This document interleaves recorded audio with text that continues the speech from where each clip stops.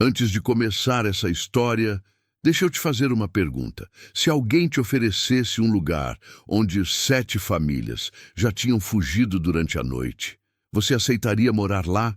Um rancho velho, isolado, cercado de mato, onde as pessoas juram ouvir barulhos estranhos vindo debaixo do chão, e se junto com esse lugar viesse um cavalo magro que ninguém quis levar, um animal que dizem enlouquecer sempre que alguém tenta cavar perto da casa.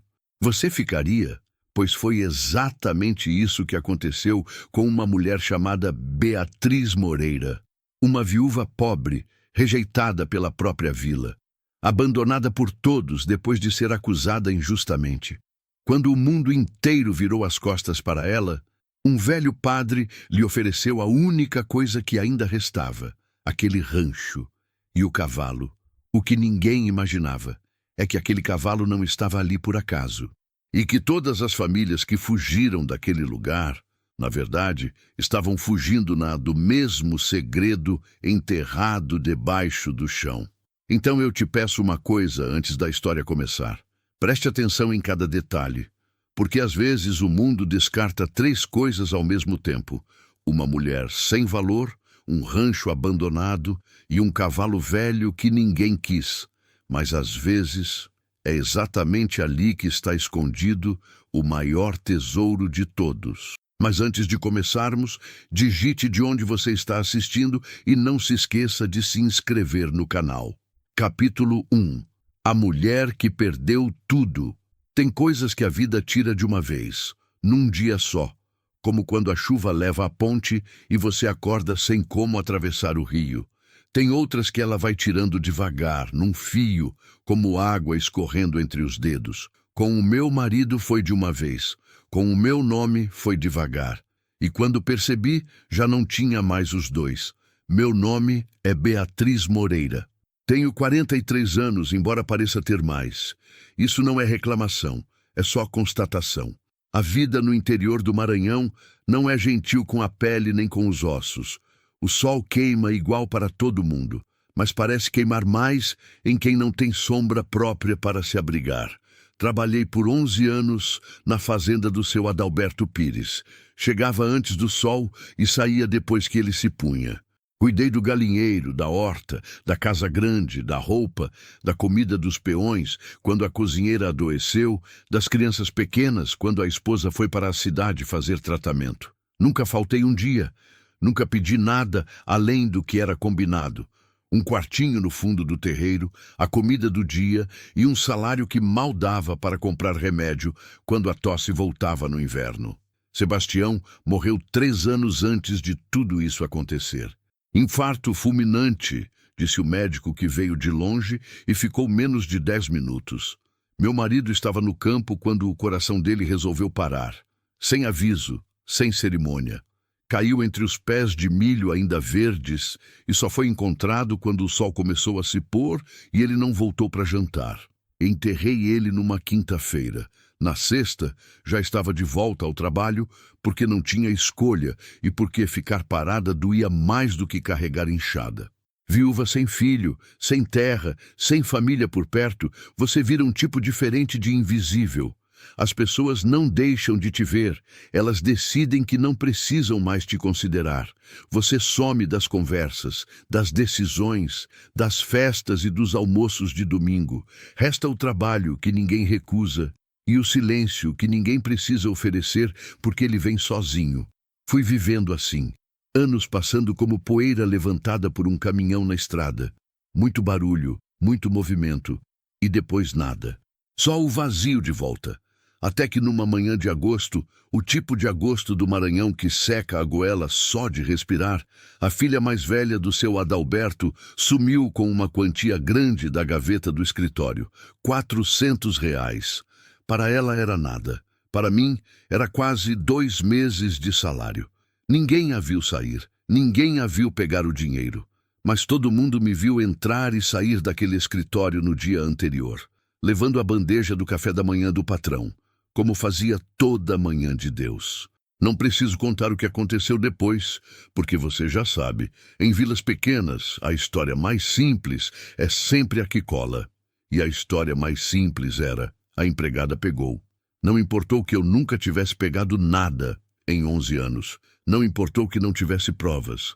Não importou que eu olhei nos olhos do seu Adalberto e disse que não fiz. Ele me olhou de volta com aquele jeito de quem já decidiu antes de perguntar. Beatriz, você é uma boa mulher, mas as coisas somem e a gente tem que ser honesto. Ser honesto naquele caso significava me dispensar sem acerto. Significava que eu saísse do quartinho naquela tarde com as minhas 3 mudas de roupa, o retrato de casamento do Sebastião e uma panelinha que comprei com o meu próprio dinheiro. Significava que a notícia chegaria antes de mim em qualquer outra fazenda num raio de 50 quilômetros. Andei pela estrada de terra carregando a sacola de lona com tudo o que me restava. O sol estava se pondo do lado esquerdo, tingindo o céu de um laranja queimado que seria bonito se eu não estivesse tão cansada de sentir qualquer coisa. A poeira vermelha grudava nas sandálias, nos tornozelos, nos cantos dos olhos. O calor do barro subia pela sola dos pés como brasa. Grilos já cantavam nos 2 lados do caminho, naquele canto incessante que no interior não para nunca, que mistura com o silêncio em vez de quebrá-lo. Não chorei. Acho que já não sabia mais como começar. Parei numa pedra grande à beira da estrada e fiquei olhando o horizonte. O cerrado se estendia para todos os lados, aquela vegetação torta e resistente que cresce dobrada pelo vento, mas não morre. Pensei no Sebastião. Pensei que ele teria alguma coisa sensata para dizer. Ele sempre tinha. Às vezes me irritava com isso, com aquela calma de homem que parece ter feito as pazes com o mundo inteiro. Agora eu daria tudo para ouvir uma só frase daquelas. A noite chegou antes de eu conseguir me mexer. Foi então que os faróis de uma caminhonete velha apareceram na curva da estrada. Diminuíram. Pararam do meu lado. O vidro desceu. O padre Ernesto tinha 70 e poucos anos. Uma barba branca, que nunca estava bem aparada, e olhos pequenos que enxergavam mais do que deveriam. Ele me conhecia de nome há anos, do mesmo jeito que conhecia todo mundo na região. De longe, com aquela distância cordial que os padres às vezes mantêm. Mas naquela noite, ele desceu da caminhonete, ficou parado na minha frente com as mãos nos bolsos e me olhou sem pressa. Eu já ouvi o que disseram de você, falou ele sem enrolação. E o senhor acredita? Perguntei. Ele sacudiu a cabeça. Não tenho motivo para acreditar. Ficamos em silêncio por um tempo. O vento morno balançava os galhos secos do cerrado. Uma coruja chamou de longe. Você tem para onde ir? Não respondi. A resposta estava na sacola de lona no meu colo. O padre Ernesto coçou a barba, olhou para o horizonte escuro e depois voltou os olhos para mim com aquela expressão de quem está prestes a dizer alguma coisa complicada e sabe disso. Existe um lugar, disse ele devagar, um rancho perto do rio, uns 8 quilômetros estrada adentro, terra da diocese, mas ninguém mora lá faz anos. A casa está em pé, ainda que mal. Tem um poço que acho que ainda funciona. Por que ninguém mora lá? O padre ficou quieto 1 segundo a mais do que devia. As pessoas falam muita coisa, respondeu ele por fim. O que elas falam? Ele suspirou com aquele ar de homem que preferia não ter levantado o assunto. Que o lugar é mal assombrado. Que toda a família que tentou morar lá foi embora durante a noite. Ele pausou. 7 famílias, Beatriz. 7. Nenhuma ficou mais de 3 meses. Olhei para ele. Ele me olhou de volta, sem desviar. E o senhor está me oferecendo esse lugar. Estou te oferecendo o único lugar que posso oferecer, respondeu ele com uma franqueza que eu respeitei. Você me parece o tipo de mulher que não foge de coisa ruim por falta de coragem. E se for assombração mesmo, pelo menos é de graça. Eu não ri, mas quase. Chegamos ao rancho quando a lua já estava alta. O padre parou a caminhonete na entrada de um carreiro quase tomado pelo mato e apontou para a escuridão à frente. 200 metros por esse caminho. A chave está embaixo da pedra maior perto da porta. Ele tirou uma lanterna do porta-luvas e me entregou. Tem vela dentro da casa. Fósforo também. Desci com minha sacola. Ele esperou, como se quisesse dizer mais alguma coisa. Depois apenas acenou com a cabeça e disse: Deus esteja. A caminhonete sumiu na curva e eu fiquei sozinha com a lanterna e o barulho dos grilos. Andei pelo carreiro com o capim batendo nas pernas, a lanterna iluminando um cone estreito de chão à minha frente. O ar cheirava a terra seca e folha podre. E aquela coisa específica do cerrado à noite, que não tem nome, mas que qualquer pessoa que cresceu no interior reconhece de olhos fechados. Vi a casa antes de chegar nela. Uma sombra escura contra o céu cheio de estrelas. Madeira velha, telhado de zinco amassado, varanda com 2 tábuas a menos. Não era muito, mas tinha paredes e teto, e naquela noite era tudo. Foi quando a lanterna alcançou o curral destruído à esquerda que eu parei.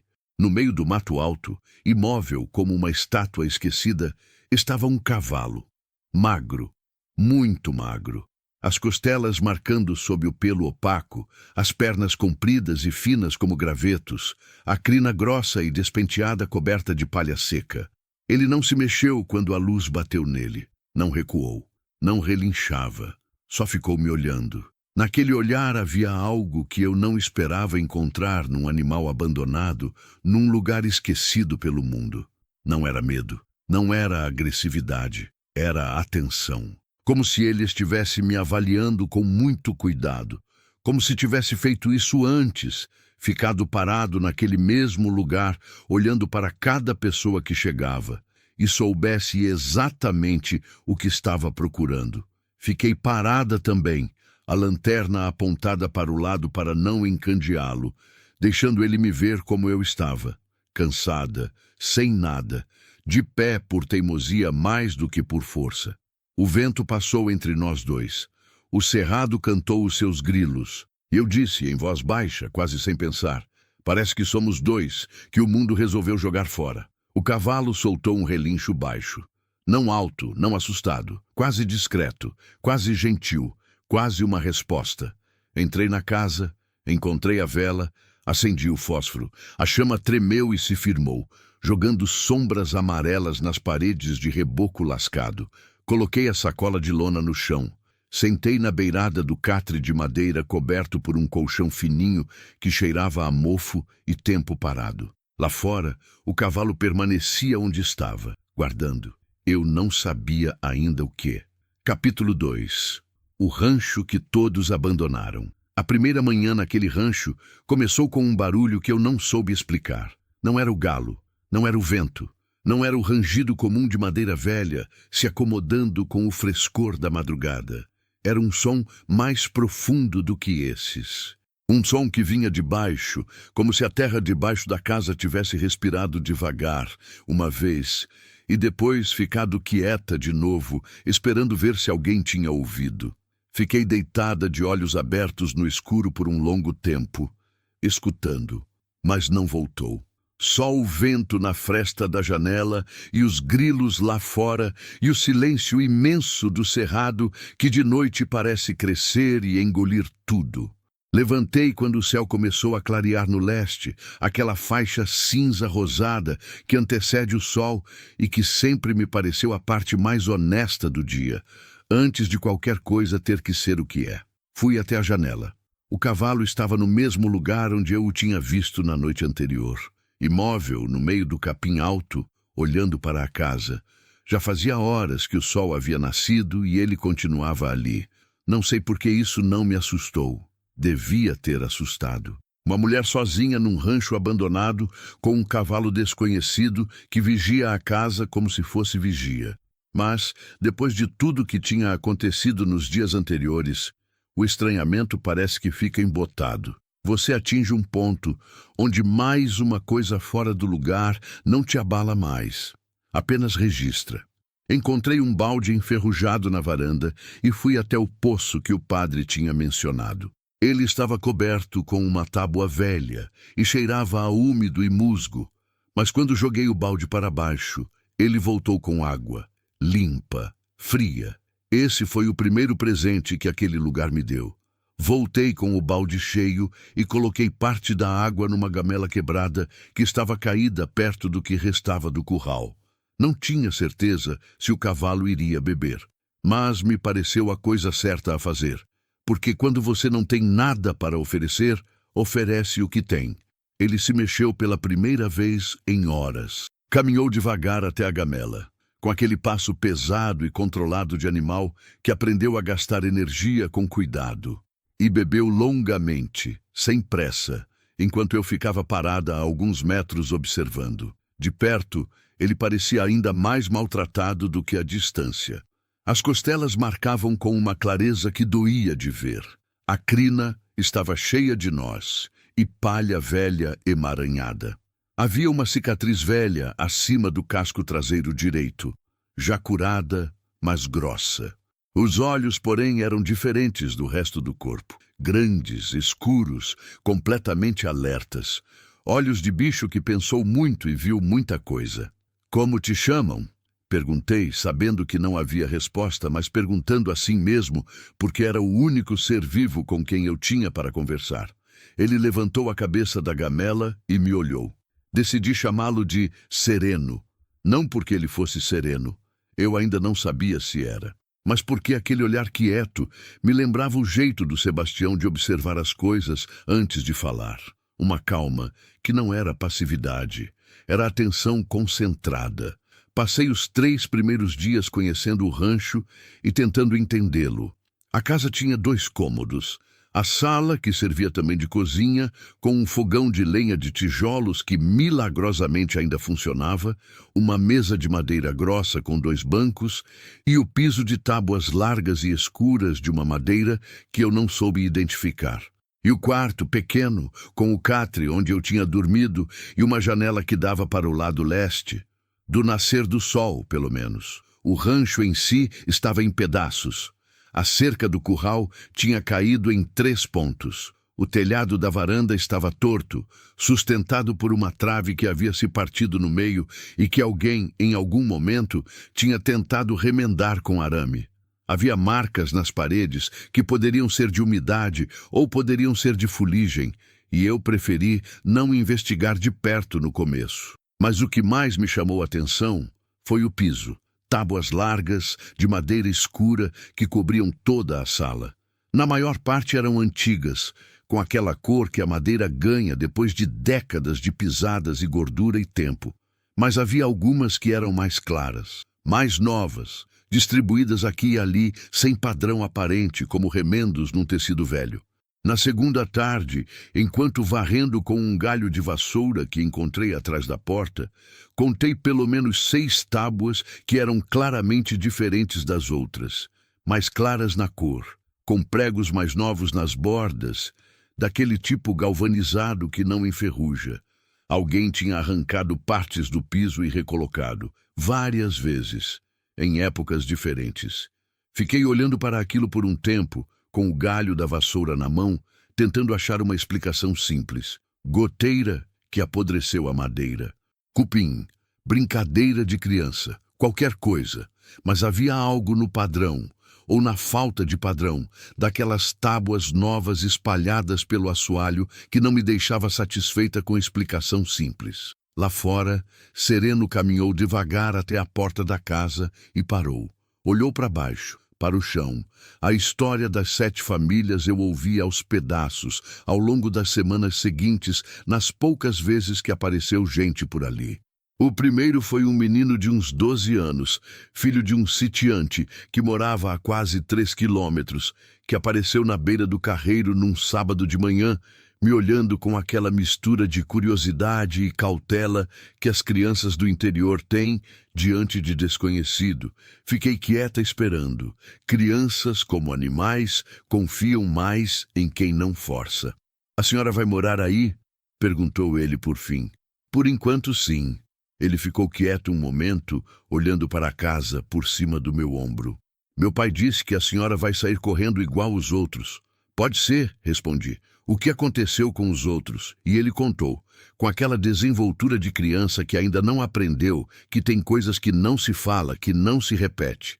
A família do Zé Bento, que ficou 2 meses e foi embora uma noite deixando tudo para trás, inclusive a roupa no varal. A família da Dona Conceição, que durou 3 semanas e depois a mulher entrou em crise nervosa e o marido disse que ela não dormia mais, ficava acordada ouvindo barulho debaixo do chão.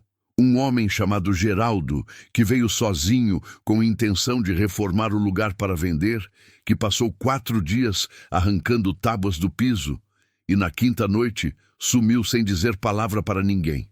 E o cavalo? Perguntei. O menino olhou para Sereno, que estava parado perto da gamela nos observando.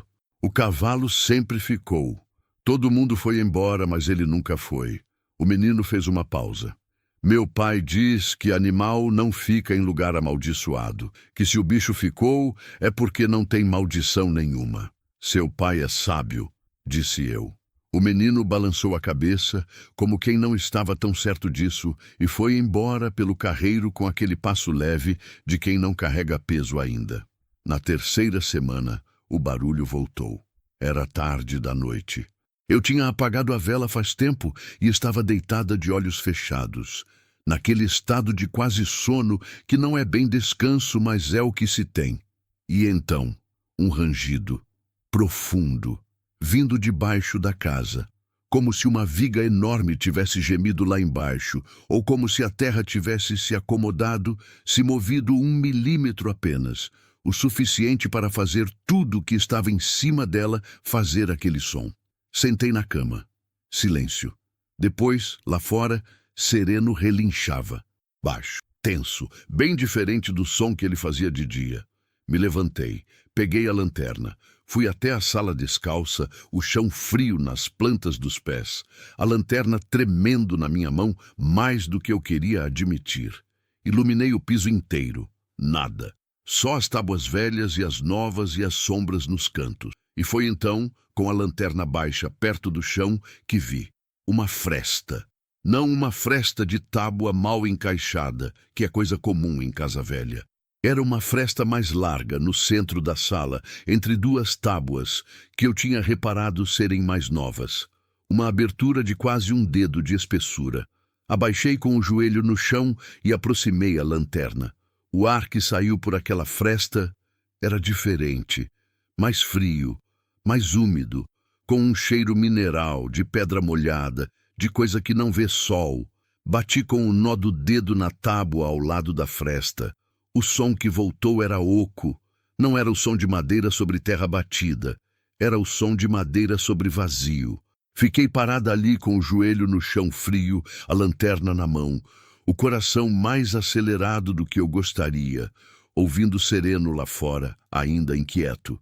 E olhei para aquela fresta que revelava a escuridão e ar frio e o cheiro inconfundível de coisa subterrânea.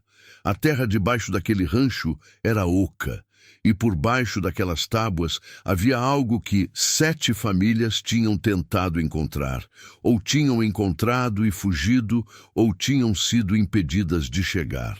Sereno ficou quieto de repente. O silêncio que voltou foi pesado demais para ser vazio. Capítulo 3. O segredo debaixo da terra. Existem momentos na vida que você sabe, enquanto estão acontecendo, que vão mudar alguma coisa. Não sabe o quê, não sabe como, mas sente na base do estômago, naquele lugar onde a intuição mora e onde a razão ainda não chegou, que o chão debaixo dos seus pés está prestes a ser diferente depois dali. Foi exatamente isso que senti naquela manhã, quando peguei a enxada. Tinha esperado o dia clarear completamente. Não por medo do escuro, aprendi faz tempo que o perigo não escolhe hora, mas porque queria ver.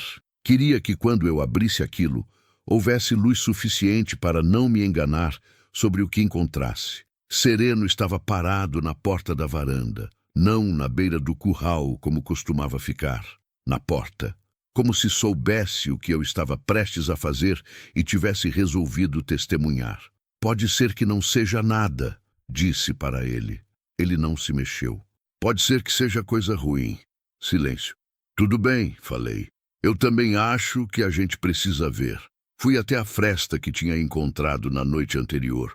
À luz do dia, ela parecia menor, menos dramática, o tipo de coisa que a mente exagera na escuridão, mas o som ainda estava lá quando bati com o nó do dedo. Oco, inegavelmente oco. Enfiei a ponta da enxada na borda da tábua mais nova, aquela de madeira mais clara que ficava exatamente sobre a fresta. Fiz força. A tábua resistiu. Os pregos eram novos e tinham sido cravados com cuidado, com intenção, por alguém que não queria que aquilo cedesse facilmente. Fiz força de novo, com o peso do corpo todo sobre o cabo, e a madeira gemeu, rangeu e então cedeu de uma vez com um estalo seco que ecoou pela sala vazia e saiu pela janela aberta. Levantei a tábua e a pus de lado. Embaixo havia outra, e embaixo dessa, mais uma. 3 camadas de tábua colocadas uma sobre a outra, cada uma de época diferente. Podia ver pela cor da madeira, pelo tipo de prego, pela espessura. 3 vezes alguém tinha tentado abrir aquilo e 3 vezes alguém tinha fechado de volta. Ou a mesma pessoa 3 vezes. Ou 3 pessoas diferentes, com o mesmo impulso e o mesmo medo no fim. Quando tirei a última camada, o ar subiu, frio, úmido, com aquele cheiro mineral forte de pedra que nunca viu sol e água que corre devagar no escuro. E embaixo das tábuas havia pedra, uma abertura no piso de pedra, quadrada, com bordas trabalhadas à mão. Alguém tinha lascado aquela rocha com ferramenta, com paciência, com propósito. E descendo por aquela abertura, uma escada de pedra bruta. Degraus irregulares, mas degraus, descendo para uma escuridão que a luz da manhã não alcançava. Fiquei parada olhando para aquilo por um longo momento. Sereno relinchava baixo atrás de mim. Peguei a lamparina, enchi de querosene até a borda. Acendi. E desci. Os degraus eram 12. Contei porque precisava de algo para fazer com a cabeça, enquanto descia. Alguma tarefa pequena e concreta para não deixar a imaginação tomar conta. 12 degraus de pedra irregular, cada um com altura diferente. As paredes de cada lado fechando devagar conforme eu descia. O cheiro mineral ficando mais forte. O frescor subindo pelos braços como água. No 12º degrau, o chão se abriu. Levantei a lamparina e quase a deixei cair. As paredes da caverna estavam vivas. Não havia outra palavra. À luz amarela da lamparina, as pedras brilhavam. Não com o brilho liso e morto de rocha comum. Com um brilho que pulsava, que captava a chama e a devolvia multiplicada, cada faceta refletindo de um jeito ligeiramente diferente das outras, criando um efeito que parecia movimento, que parecia respiração. As paredes respiravam luz. Fiquei imóvel por não sei quanto tempo, só olhando. Eram cristais. Formações inteiras de quartzo rosa brotando da rocha como flores que nunca viram sol, mas cresceram assim mesmo, por dentro, em segredo, durante um tempo que eu não conseguia nem imaginar. Cachos e cachos deles, alguns do tamanho do meu punho, outros do tamanho da minha cabeça, com aquela coloração suave que vai do quase branco ao rosa profundo, dependendo do ângulo da luz.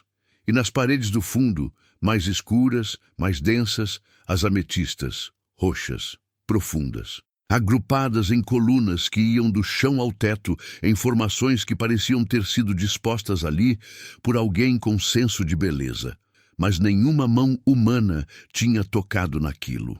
Era a terra que tinha feito aquilo sozinha, em silêncio, por baixo de um rancho esquecido, enquanto o mundo lá em cima vivia e morria sem saber. A caverna era grande, maior do que eu esperava, bem maior do que a casa em cima. Ela se estendia para a frente e para os 2 lados, e quando levantei a lamparina para ver até onde ia, percebi que não conseguia enxergar o fim. Uma galeria natural aberta na rocha, forrada de cristais do chão ao teto, com o som distante de água correndo em algum lugar mais fundo. Uma mina, não qualquer mina, uma mina enorme, uma mina que valia mais dinheiro do que eu seria capaz de contar se ficasse contando a vida toda. Sentei no último degrau da escada de pedra com a lamparina no colo e fiquei olhando para aquilo até a chama começar a tremer por falta de ar. E então entendi tudo. O rancho nunca foi amaldiçoado, nunca foi assombrado. Nunca houve coisa ruim morando naquelas paredes ou naquele chão. O que havia era isso, uma fortuna enterrada, e alguém que sabia da fortuna. As histórias de assombração, as famílias que fugiam durante a noite, os rumores de maldição que corriam pela região há anos, tudo isso era construído, cuidadosamente construído. O tipo de mentira que só funciona no interior, onde o isolamento amplia o medo e a boca do povo não precisa de prova para acreditar no que é dito com convicção suficiente. Alguém sabia da mina. Alguém espalhava as histórias. E quando alguma família teimosa demais resolvia ficar além do esperado, ou quando alguém começava a cavar perto demais do piso, como aquele Geraldo que o menino tinha me contado, alguma coisa acontecia que os fazia ir embora depressa e sem explicar. Sereno havia ficado. Sereno havia batido o casco no mesmo ponto do assoalho, sempre o mesmo ponto, durante todo esse tempo. Não por maldição, não por loucura, por memória. Aquele animal sabia o que havia debaixo do chão. E havia ficado aqui porque alguém, em algum momento, havia deixado ele para trás também.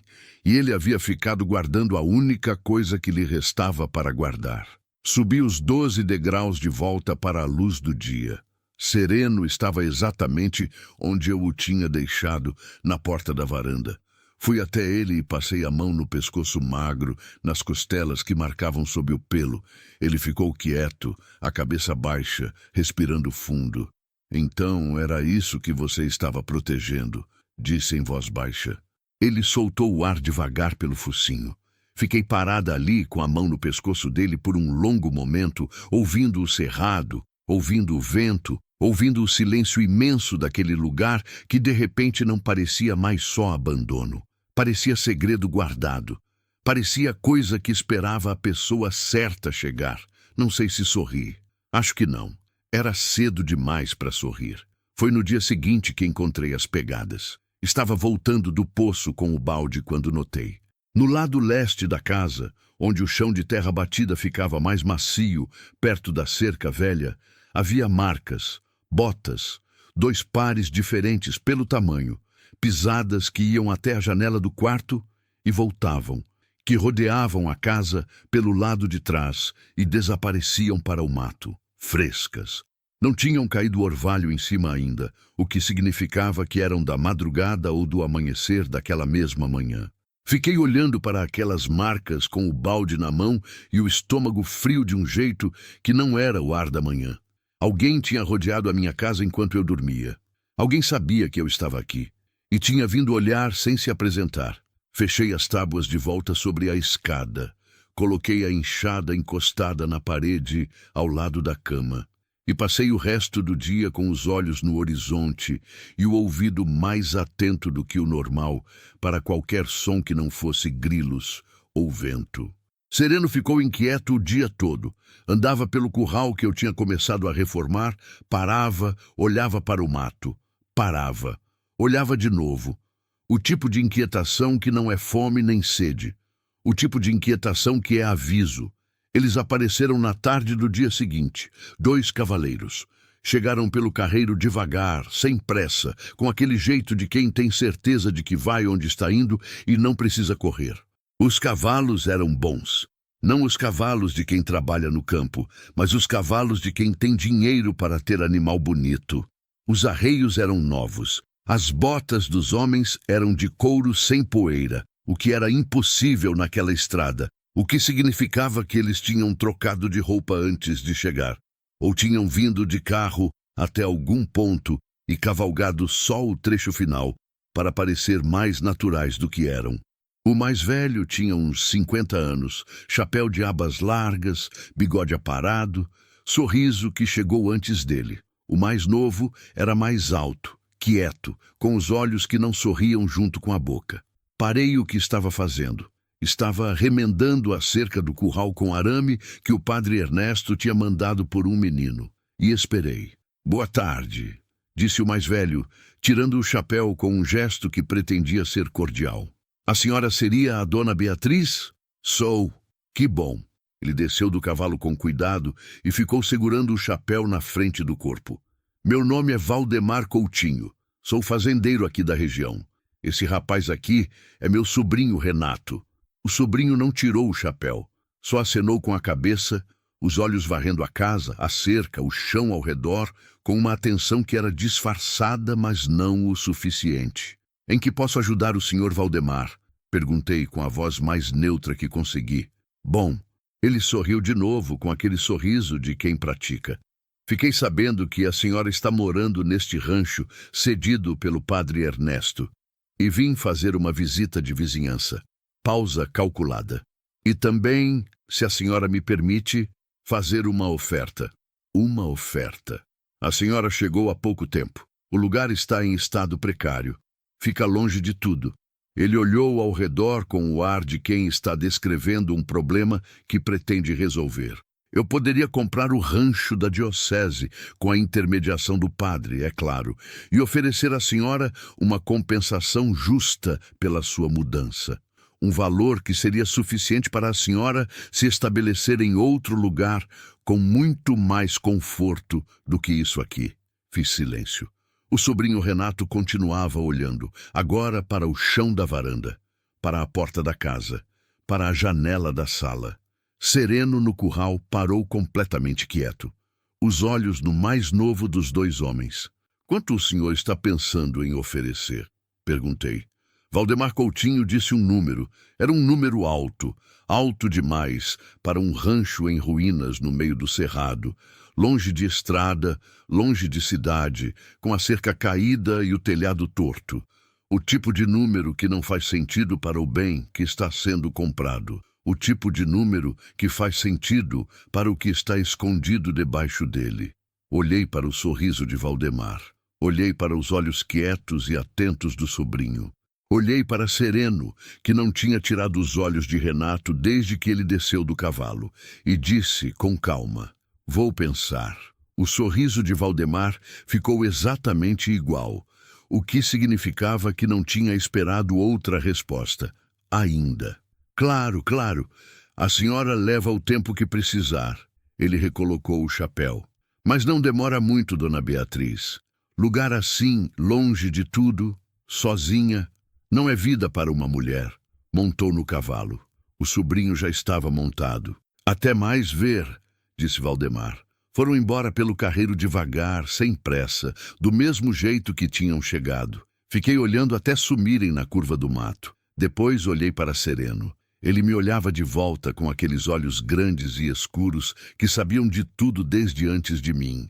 Dois descartados num lugar que alguém queria muito, com uma mina inteira de cristais debaixo dos nossos pés. E homens de sorriso calculado que já tinham voltado para buscar o que queriam uma vez antes. Disso eu estava certa agora, e que voltariam de novo. A diferença era que desta vez o rancho não estava vazio. Capítulo 4. A ganância dos homens. Tem um tipo de medo que você sente na barriga. Agudo, imediato, o tipo que faz o coração disparar e as pernas tremerem. E tem outro tipo que é diferente, frio, que se instala devagar, que não aperta, mas pesa. O medo de quem sabe que o perigo não vai embora, que está lá quieto, esperando o momento certo. Esse segundo tipo foi o que carregou nos dias seguintes a visita de Valdemar Coutinho. Ele não voltou de imediato. Isso era parte do método. Eu sabia reconhecer, porque Sebastião me ensinou uma vez, sem querer, quando me contou de um fazendeiro vizinho que sempre fazia o mesmo com os pequenos arrendatários. Aparecia, oferecia, esperava, deixava o silêncio trabalhar. Deixava o isolamento, o cansaço, a incerteza fazerem o serviço de convencimento que ele não precisava fazer pessoalmente. Mas eu estava acostumada com silêncio e com espera. Passei aqueles dias organizando o que sabia e o que não sabia, como se fosse arrumar gaveta. O que eu sabia? Havia uma mina embaixo do rancho. Havia um homem rico que sabia da mina ou suspeitava com convicção suficiente para pagar caro por um rancho sem valor aparente. Havia pegadas ao redor da minha casa.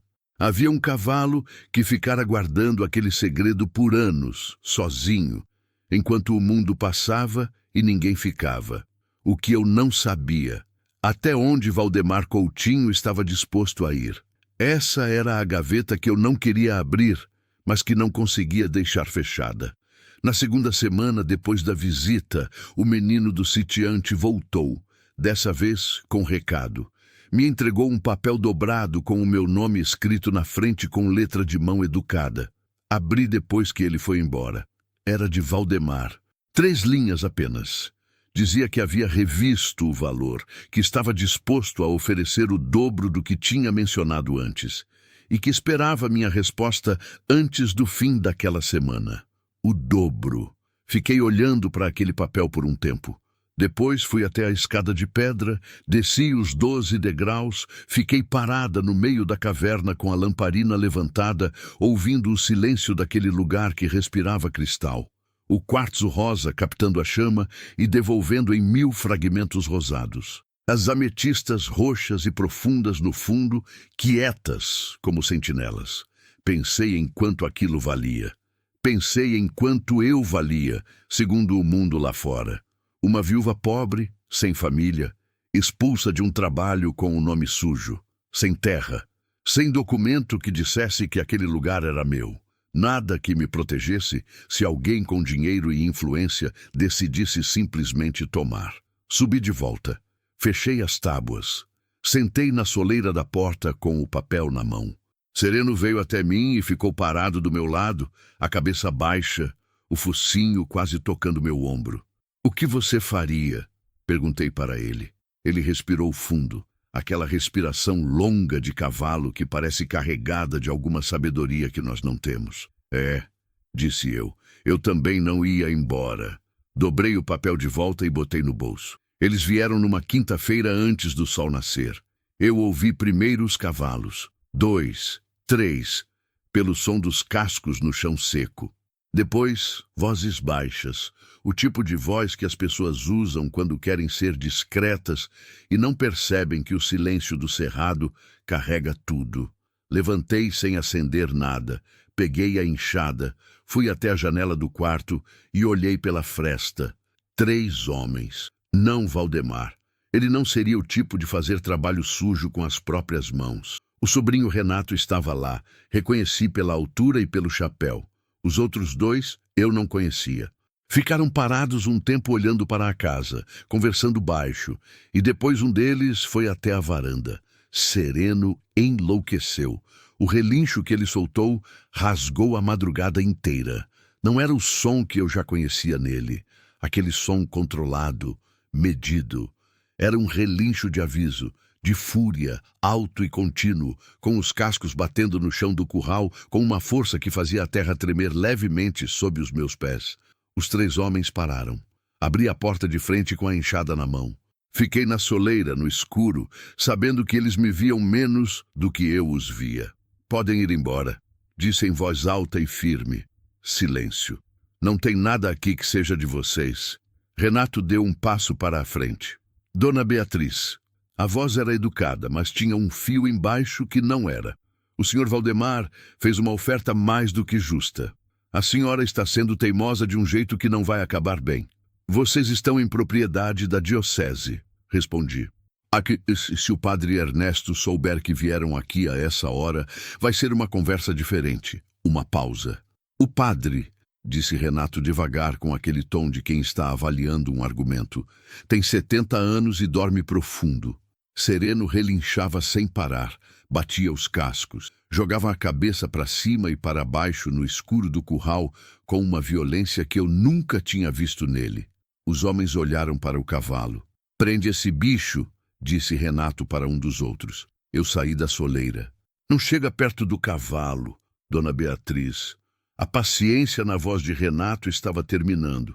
"A senhora precisa entender onde está e o que tem. Não tem nada. Esse lugar não é seu. Esse cavalo não é seu. Não tem nada aqui que a senhora possa defender." "Então vai embora", disse, "porque não tem nada aqui que valha a pena pegar." Ficamos nos olhando no escuro por um momento que pareceu longo. Depois, Renato acenou com a cabeça para os outros 2 e foram embora. Eu fiquei na soleira até o som dos cavalos sumir completamente. Só então percebi que minha mão estava tremendo no cabo da enxada. Voltaram 2 dias depois, mas dessa vez não vieram para conversar. Estava no fim da tarde, o sol já se pondo, o céu ficando daquele laranja escuro que antecede a noite no cerrado quando o sereno começou. O mesmo relincho rasgado de aviso, os cascos batendo, a cabeça jogada. Saí pela porta dos fundos e vi o fogo. Tinham colocado fogo no capim seco ao longo da parede lateral da casa. O cerrado em agosto é uma fornalha esperando faísca. O capim estava no meio da seca mais dura do ano, seco como papel, e o fogo já havia tomado uma extensão de quase 10 metros da parede, a fumaça subindo densa e escura no ar parado da tarde. Não havia vento. Esse era o único favor que a tarde estava me fazendo. Com vento, a casa já estaria toda em chamas. Corri, peguei os baldes, fiz viagens ao poço. Mão queimando no balde quente, fumaça nos olhos, cada viagem custando mais do que a anterior, com os pulmões fechando. Não havia tempo para pensar. Só jogar água, voltar ao poço, jogar água de novo. O fogo não foi para a casa, mas foi para a varanda. Antes que eu conseguisse alcançar com a água, a madeira velha da varanda pegou. Seca como estava, queimou rápido, com um estralo contínuo e aquele calor que você sente na pele do rosto de longe, que empurra você para trás mesmo quando você quer ir para a frente. Entrei pela porta dos fundos. Peguei a sacola de lona, o retrato do Sebastião, a lamparina. Saí pelos fundos de volta enquanto a frente da casa ardia. O curral estava aberto. Sereno tinha forçado a tábua de entrada como se soubesse o que estava vindo. Ele estava parado a 20 metros da casa, olhando para o fogo com aquela imobilidade sua, aquela atenção que nunca se dissolvia. Fui até ele. Segurei o pescoço dele com os 2 braços. Não sei se foi ele que me amparou ou eu que o abracei. Provavelmente os 2. A varanda queimou toda. O fogo parou na parede de alvenaria que separava a varanda da sala. A casa ficou em pé, mas a varanda era parte da casa. E eu estava do lado de fora dela, no escuro que chegara de vez, com uma sacola de lona, uma lamparina e um cavalo magro, olhando para a fumaça subindo para um céu que estava cheio de estrelas, como se nada tivesse acontecido. Sentei no chão. Sereno veio e ficou parado do meu lado, a cabeça sobre o meu ombro. Fiquei olhando para aquelas paredes enegrecidas e pensei, perdi. Era o que eles queriam. Me deixar sem proteção, sem conforto, com medo suficiente para pegar a sacola e ir embora para onde quer que fosse, que não era lugar nenhum, que era simplesmente não estar aqui. Pensei no Sebastião.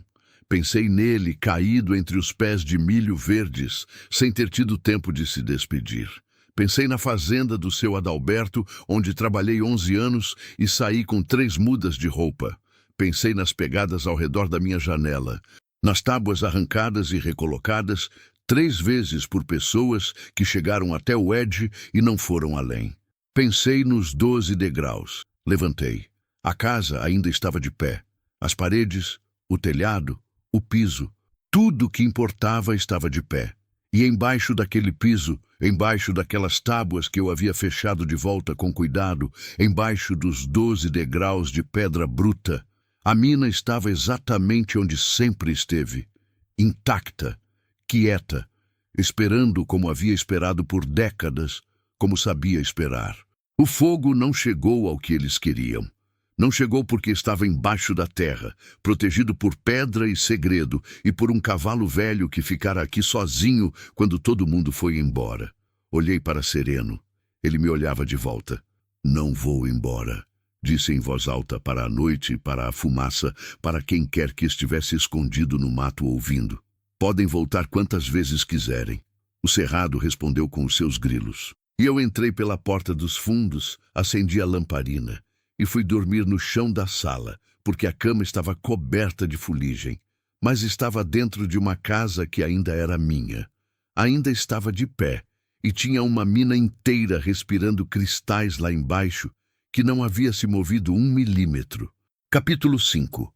O tesouro dos rejeitados.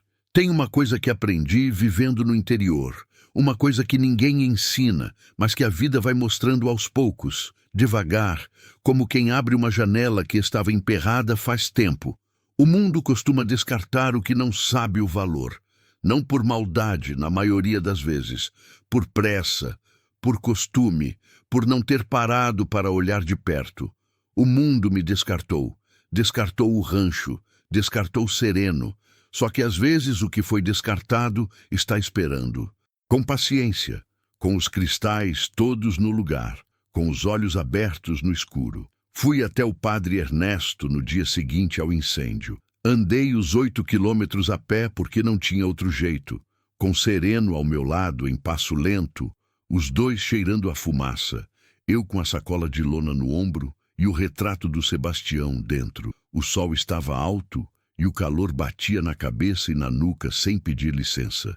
A poeira vermelha da estrada, levantando a cada passo e grudando nas pernas até os joelhos. Sereno andava quieto do meu lado, sem precisar de rédea, como se soubesse para onde estávamos indo e concordasse com a decisão.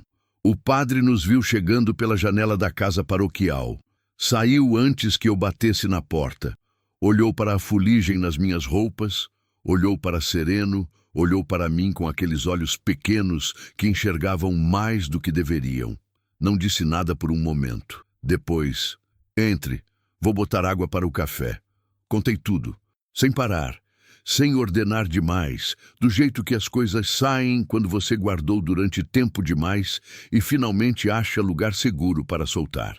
A escada de pedra, os cristais, o quartzo rosa e as ametistas se estendendo para dentro da rocha por uma extensão que eu não havia conseguido medir. As pegadas ao redor da janela, a visita de Valdemar Coutinho com o sorriso calculado e o sobrinho de olhos atentos, o papel com o dobro da oferta, os homens na madrugada, o fogo. O padre Ernesto escutou tudo sem me interromper uma vez sequer. Ficou com a xícara de café na mão, às vezes bebendo, às vezes só segurando, os olhos fixos na toalha da mesa enquanto eu falava. Quando terminei, ficou quieto por um tempo que seria incômodo se eu não tivesse aprendido a respeitar o silêncio de quem pensa antes de responder. Eu conheço Valdemar Coutinho, disse ele por fim, com uma calma que não era indiferença.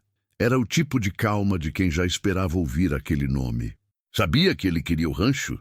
Sabia que ele queria alguma coisa lá. O padre pousou a xícara. Há anos ele faz perguntas sobre aquela terra. Sempre por meios tortuosos, nunca diretamente para mim. Ele me olhou. Eu não sabia o quê. Agora sei. E agora, padre? Ele se levantou. Foi até a escrivaninha velha no canto do quarto, abriu a gaveta do meio, tirou uma pasta de papéis amarelados com elástico na volta. Ficou folheando com cuidado, os dedos velhos, virando as páginas com uma delicadeza que contrastava com a expressão determinada do rosto. A terra é da diocese, disse enquanto procurava. Mas a diocese pode ceder direitos de uso, de moradia e de exploração de recursos naturais a quem estiver vivendo e trabalhando nela. Encontrou o que procurava. Virou o papel para mim. Isso é o que vamos fazer, formalmente. Com papel assinado, reconhecido em cartório, cópia na diocese e cópia com você. Olhei para o documento. Olhei para ele. Por que está fazendo isso por mim, padre? Ele me olhou por cima dos óculos com uma expressão que misturava cansaço e alguma coisa que se parecia com determinação antiga.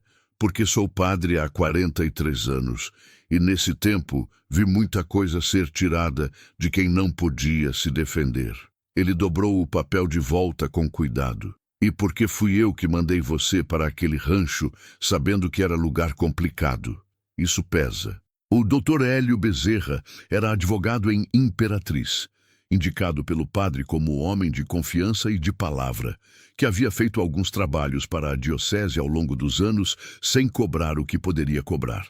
Chegou ao rancho numa semana, numa caminhonete branca com a pintura descascada nas laterais, e desceu com uma pasta na mão e aquele jeito de homem acostumado a ver situação complicada, sem se assustar com ela. Desceu os 12 degraus da escada de pedra com a lanterna na mão, ficou parado no meio da caverna por um longo tempo sem dizer nada, iluminando as paredes em todas as direções com uma atenção meticulosa. Depois, subiu, foi até a mesa da cozinha, abriu a pasta e começou a escrever sem olhar para mim. Preciso de um geólogo, disse enquanto escrevia. Um de confiança, não de Valdemar. Tenho um colega em São Luís que pode vir. Escreveu mais um pouco. E preciso que você não fale disso para mais ninguém. Mais ninguém, dona Beatriz, nem para vizinho que parece amigo. Só o padre sabe, disse. Ele assentiu. Fica assim por enquanto. O geólogo veio 2 semanas depois. Um homem jovem de óculos e caderninho na mão que desceu a escada. Ficou lá embaixo por quase 2 horas, subiu com o caderninho cheio e os olhos com aquela expressão de quem acabou de ver alguma coisa que vai mudar a trajetória das suas próximas semanas. É significativa, disse ele para o Dr. Hélio, com aquela linguagem contida de técnico que não quer exagerar, mas também não consegue esconder. Muito significativa. O volume de ametista sozinho já justifica a exploração comercial. O quartzo rosa é de qualidade excepcional. Há galerias que ainda não foram mapeadas. O Dr. Hélio olhou para mim. Eu olhei para Sereno lá fora. Valdemar Coutinho recebeu a notificação legal numa terça-feira de setembro. Eu não estava lá para ver. Mas o Dr. Hélio me contou depois, com aquela contenção profissional que mal escondia uma satisfação legítima. O documento, assinado pelo padre Ernesto em nome da diocese, formalizava a cessão de direitos de uso e exploração do rancho a Beatriz Moreira, com validade de 20 anos renováveis, registrado em cartório e com cópia enviada ao bispado. Junto com a notificação havia uma segunda carta, assinada pelo geólogo, descrevendo sumariamente o que havia sido encontrado e informando que a exploração seria conduzida dentro da lei com todos os registros devidos junto aos órgãos competentes. Valdemar não respondeu. Não voltou. O sobrinho Renato também não. Às vezes o poder recua quando encontra papel e testemunha. Não por bondade, por cálculo. Roubar de uma mulher sozinha sem documento era uma coisa. Enfrentar diocese, advogado e geólogo era outra conversa. Não me iludo de que foi vitória completa. Homem assim não desaparece, apenas espera outra janela. Mas janelas fechadas são janelas fechadas, e por enquanto a nossa estava trancada com papel e lei e a assinatura de um padre de 70 anos que havia decidido naquela altura da vida que não ia deixar mais uma coisa ser tirada de quem não podia se defender. A exploração começou devagar, como tudo que é feito com cuidado. O Dr. Hélio encontrou uma cooperativa de mineração de Goiás. Pequena, de gente séria que trabalhava pedra semi-preciosa com respeito pelo que tirava da terra. Eles vieram, olharam, conversaram com o geólogo, conversaram comigo. Fizeram uma proposta que era justa, que eu entendi porque o Dr. Hélio me explicou cada linha antes de assinar qualquer coisa. Os primeiros homens chegaram em outubro. Trouxeram equipamento simples, nada que sacudisse a terra mais do que necessário. Trabalhavam em turnos curtos, com cuidado que eu exigi desde o começo, porque aquela caverna havia esperado décadas para ser encontrada pela pessoa certa, e eu não ia deixar ser tratada com descuido agora. O rancho começou a mudar, não de uma vez, devagar, como tudo que dura. A varanda queimada foi reconstruída primeiro, com madeira boa, por um carpinteiro de um vilarejo próximo, que fez o trabalho em silêncio e com capricho. O telhado de zinco amassado foi substituído por telha de barro, que guarda menos calor e deixa a casa mais fresca nos meses de fogo. As paredes receberam reboco novo e cal branca que brilhava de manhã quando o sol batia. Depois vieram os trabalhadores da mina, que precisavam de lugar para ficar, e o lugar precisava de estrutura para recebê-los. Um rancho de apoio foi construído a 50 metros da casa, com 4 quartos simples e uma cozinha coletiva. Depois uma mulher veio oferecer marmita e ficou. Depois um homem que sabia consertar motor se instalou num galpão improvisado. Depois as esposas, os filhos, a escola improvisada numa tarde, quando uma professora chegou perguntando se havia criança que precisasse de aula. Não foi planejado, foi acontecendo.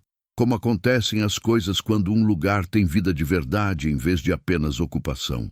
O padre Ernesto veio visitar numa tarde de novembro. Ficou parado na entrada do carreiro, que agora era uma estradinha de terra limpa, aplainada com as laterais capinadas, olhando para aquilo tudo com aquela expressão de quem vê coisa que não esperava. Beatriz, disse ele por fim. Padre, isso aqui virou um lugar. Virou, concordei. Ele ficou quieto um tempo. O Sebastião ficaria orgulhoso, disse em voz baixa. Não respondi. Não precisava. Sereno mudou com tudo isso. Não de repente, devagar, como ele fazia tudo. As costelas foram sumindo sob o pelo, que começou a ganhar brilho com a ração regular e a água limpa de todo dia. A crina que eu fui desembaraçando aos poucos, com paciência e pente de dente largo, foi ficando lisa e comprida. A cicatriz velha no casco continuava lá, mas a pata estava boa, firme. Ele continuava quieto. Não era o tipo de animal que vira festeiro de repente porque a vida melhorou. A seriedade dele era constitutiva, fazia parte do que ele era, e eu a respeitava, como se respeita qualquer traço profundo de qualquer ser vivo. Mas havia uma diferença que eu percebi primeiro nos olhos e depois no corpo todo. O estado de alerta constante havia diminuído. Aquela atenção tensa de bicho que está sempre esperando o pior foi cedendo, aos poucos, para uma atenção diferente, mais quieta, mais confortável. Como se ele tivesse guardado aquele lugar por tanto tempo que agora, finalmente, podia descansar porque havia alguém guardando junto com ele. Os meninos das famílias que foram chegando tinham medo dele no começo. Ele era grande, quieto, de olhar sério, e isso assusta a criança que não conhece. Mas Sereno nunca foi para cima de ninguém que não viesse com intenção ruim. Com as crianças, ficava parado, deixava olharem, às vezes abaixava a cabeça devagar em direção a uma mão estendida, com uma calma que ia, aos poucos, dando coragem às mãos pequenas de se aproximar. Vi uma tarde uma menina de uns 6 anos, filha de um dos mineradores, pendurada no pescoço dele como se ele fosse uma árvore. Ele estava parado, os olhos semicerrados, com aquele ar de quem está sendo paciente, mas não está incomodado, apenas presente. Aquela imagem ficou comigo por um tempo que eu não sei medir. Numa tarde de fevereiro, quando a chuva que havia chegado finalmente amoleceu a terra vermelha e o cheiro de barro molhado subia de todo o chão como oferta, sentei na varanda nova. A madeira era clara e firme sob mim, as tábuas encaixadas com cuidado, os pregos bem batidos, o corrimão reto. A calha nova levava a água da chuva para longe da fundação, e o som dela pingando na lata do quintal tinha um ritmo que eu havia aprendido a gostar. O cerrado estava verde. Em agosto parecia impossível. Tudo seco, tudo torto, tudo pó. Mas o cerrado sabe o que está fazendo. Guarda vida debaixo da aparência de morte e espera a chuva para mostrar o que sempre esteve lá. As árvores tortas que pareciam mortas tinham folhas novas nas pontas dos galhos. O capim alto que tinha pegado fogo estava brotando de novo por baixo, mais verde do que antes, como acontece com as coisas que foram queimadas, mas tinham raiz funda o suficiente para sobreviver. Sereno pastava no pasto que eu havia cercado e semeado em novembro. Andava devagar, a cabeça baixa, arrancando o capim com aquele ritmo constante de bicho que come com atenção, sem pressa, saboreando o que tem. Havia vozes ao longe, os trabalhadores saindo do turno, conversando. O cheiro de fumaça de lenha vindo da cozinha coletiva, onde a dona Mirtes estava fazendo a janta. Uma criança chamando outra em algum lugar que eu não via, mas ouvia. Pensei no Sebastião. Não com a dor aguda de antes. Aquela dor de faca que nos primeiros anos aparecia sem avisar e tirava o ar. Era uma dor mais suave agora, mais antiga.